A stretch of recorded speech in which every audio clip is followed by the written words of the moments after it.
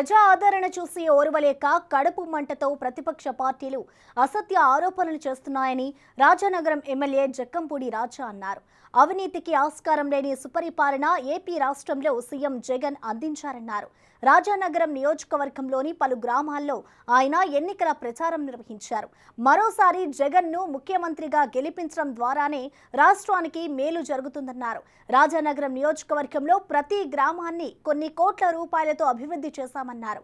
రాబోయే ఎన్నికల్లో తనను భారీ మెజారిటీతో గెలిపించాలని ఓటర్లను అభ్యర్థించారు.